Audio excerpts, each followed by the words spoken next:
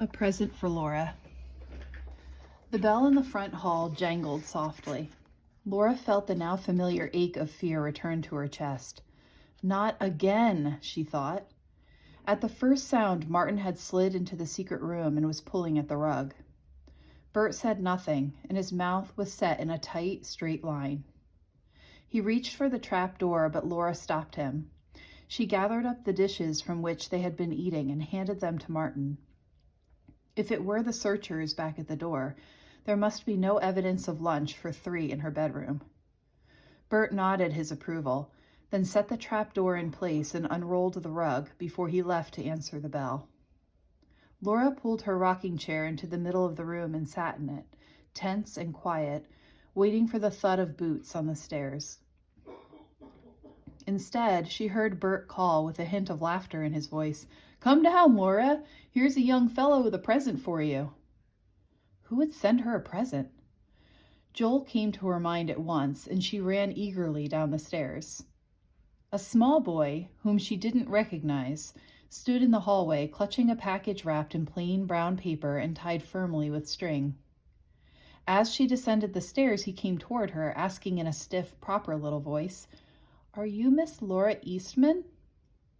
She crouched down to his size. "Yes, I am. And who are you?" "I'm Harvey, miss, and this is for you. The boy who sent this said to tell you he can't come to see you tonight." Harvey thrust the package into her hands and would have left if she hadn't caught his arm. Laura was dismayed at the message. She was sure the boy had memorized it. Did this mean Joel couldn't come after Martin tonight? "You'd better step into the kitchen and have a cookie before you go away," she said. He considered this solemnly. "Yes, all right." Bert followed them to the kitchen. "Who sent you, Harvey?" "I'm not to say." He accepted a cookie from Bert. "Thank you." Laura turned the package over in her hands. It must be from Joel. She remembered how he had brought her the kitten after their quarrel over the trapped rabbit.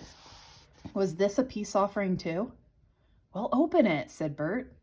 She wished she could be alone when she opened it. A present was a rare and exciting thing, especially one from Joel. It felt like a book of poems, perhaps, a novel by Charles Dickens. Bert and Harvey were watching her expectantly. She broke the string and removed the paper. It was a book. She turned it over and read the title, Uncle Tom's Cabin. Laura felt as if she'd been slapped. This was no apology. It was an insult.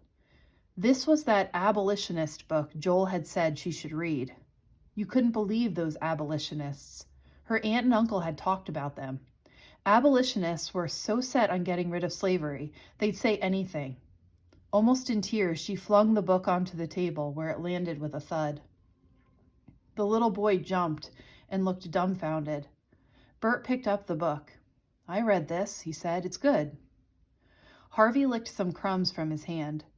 "There's a note in the book," he informed Bert. "There." He pulled out a corner of white paper that protruded from between the pages. Bert pulled out the note and looked inquiringly at Laura. "Go ahead, read it," she said. Ordinarily, she wouldn't have let Bert read a note that was intended for her, but she was so furious at Joel she didn't care what he had written. Bert unfolded the paper and studied it silently before handing it to his sister. "What do you make of this?" The short note had no greeting and no signature. It was only 4 lines long. "Though some may fail, those who try on and on will succeed. Sometimes folly leads to freedom, and the rabbit escapes from the trap." While Laura was reading, Harvey started through the pantry, heading for the front door. Bert strode after him and seized him by both shoulders. "Wait a minute, who sent the book?" Harvey said as before. "I'm not to say." "It's all right to tell us. Whoever sent it would like us to know," Bert urged. "No," Harvey tried to break free. "I'm not to say." "Let him go," Laura said. "I know who sent it." Who but Joel would send her Uncle Tom's Cabin? And who else would mention a rabbit in a trap?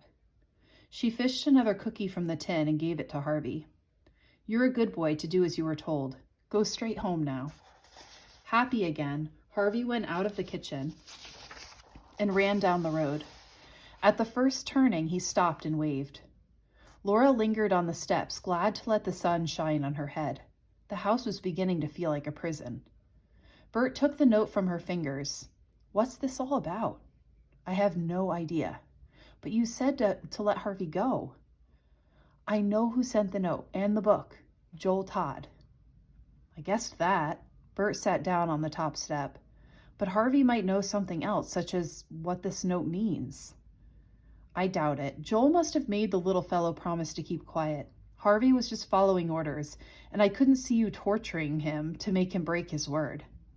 I wasn't torturing him, Bert protested. You make me sick. And you?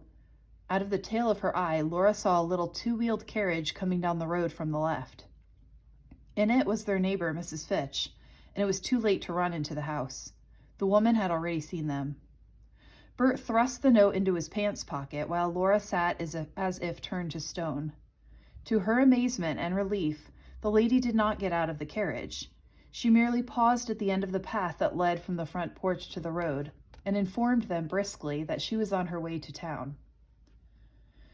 I hear they arrested Richard Todd not an hour ago, she called out. Laura could see she was delighted to have gossip to pass on. I'm going right over to comfort his poor wife. What did Mr. Todd do? Asked Bert. I hear he had one of those fugitive slaves hidden in his house. Mrs. Fitch pulled her shawl more firmly about her narrow shoulders. People who take the law in their own hands are bound to get into trouble. Did they catch the slave? Bert asked. No, I hear he got away. She shuddered. I only hope I don't meet up with him.